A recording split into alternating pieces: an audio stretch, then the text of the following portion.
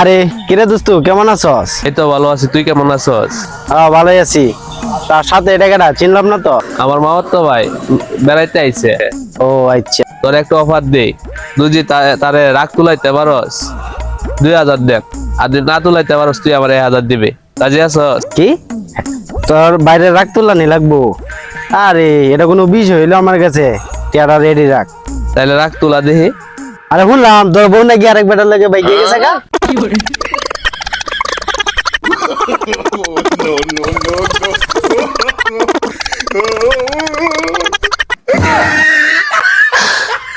না বন্ধু, আমার দ্বারা হইল না রে। কি মানুষ এতটি কথা কইলাম, রাখলো না, তুই জিতছস। এনে তোর 1000 টাকা। আমার তো ভাই তোমাকে ধন্যবাদ।